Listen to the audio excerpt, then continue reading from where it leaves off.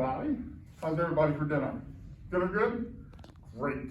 My name's Chuck Feaster, and I want to take a few minutes to talk to you about heroes, heroism, and my personal hero, my dad.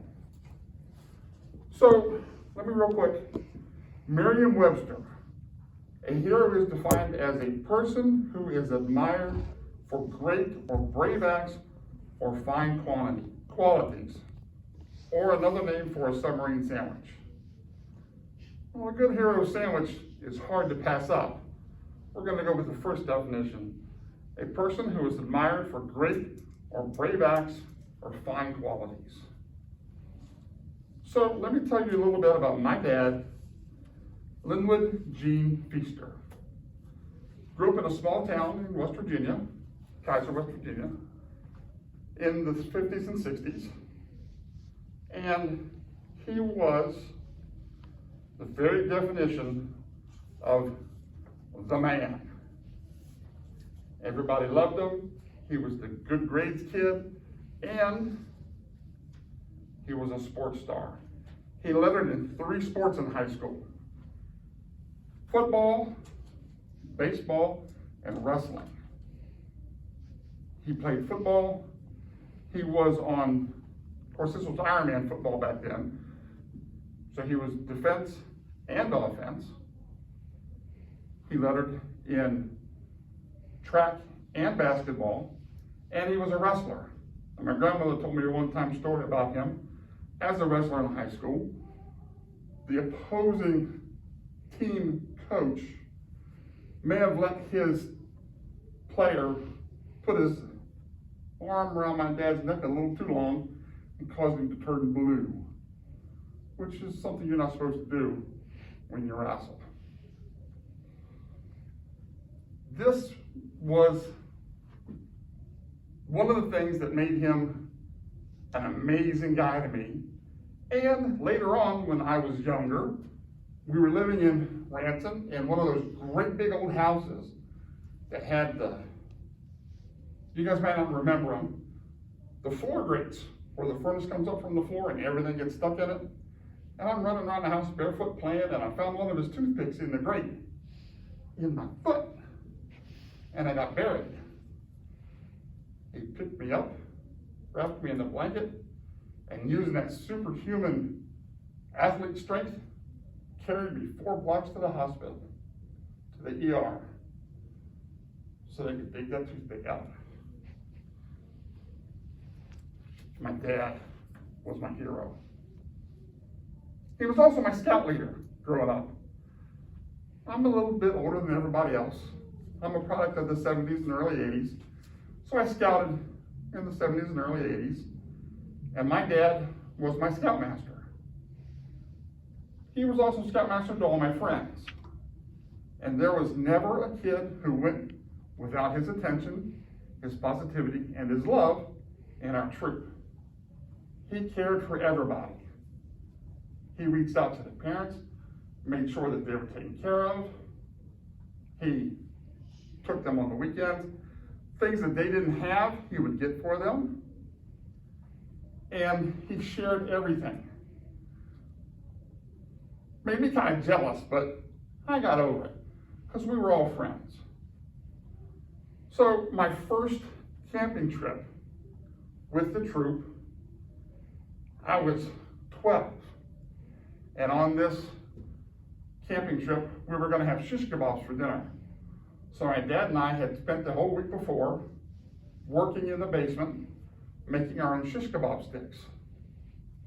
We got it made, we're out camping, and I've got my dinner, and I've cooked it, I've taken it off the stick, and I got it in my little pan, and I'm going back to where everybody's eating, and I run through the tent, and I didn't see the tent rope. Boop.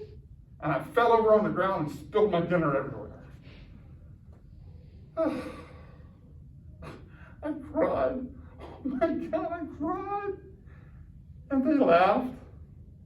And Dad saw it, and Dad came over and he picked up my dinner, gave me his, and he ate mine. That fell on the ground. That's my hero. That's my hero. They saw this They loved it. He gave them that same treatment that he gave me. He shared it with everybody. I didn't like it, he shared it with my sister, but I was always the one that stayed home at grades time because I didn't get the good grades. She got to go out with him to eat ice cream, and I had to stay home and do homework. Not very fun. But I'm still in college. I've survived because I had to stay home and do homework. That's a minor beef. So, as I've said, through the 80s, we scouted. And in the 80s, scouting changed their uniforms. You guys might not remember, but I remember the uniform used to be all green. So Boy Scouts reached out to a guy named Oscar de la Renta, who was, back then, an amazing designer, and he designed a new uniform. It was brown, it was green, I'm still not a fan of it. So I came home from a scout meeting one night, took my uniform and I put it on the little hanger, and I hung it on the floor right next to my bed. Went out and I had a snack, watched a TV show, came back, went to bed to go to school the next morning. Went to sleep, and I woke up in the middle of the night, and I turned over, there's a guy standing beside my bed. I turned over, pulled the covers over my head, because, you put your head under the covers and the pillow, everything's safe. Not this time. I could hear him standing beside me breathing.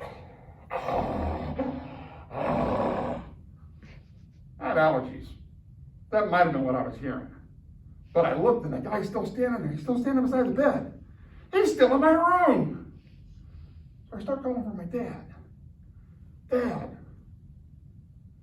Dad. Turn my head out of the pillow so he can hear me. Dad. And he hears me. I scream, Dad, there's a man in our room. He had fallen asleep in the front room that night. And I heard him. He jumped up off the couch. And we lived in a ranch-style house. But you guys know they're really long and stretched out. And there's a long hallway. Usually in those hallways, there's a runner rug. Something that covers the middle of the hallway. My mom had just bought a new one that week. And it didn't have any anchors for the floor. So my dad jumps up. He comes through the front room, thump, thump, thump. He hits the hallway, thump, thump, thump. The next thing I hear is, swoosh. He slides down the hallway. And I hear him, his arm hits the wall. He slides into the room, turns the lights on. His hair's all wild, he's looking around, and he sees the man standing in the room, which is the lamp with my uniform on it. I wasn't allowed to hang my uniform in my room up anymore after that. But that's my hero.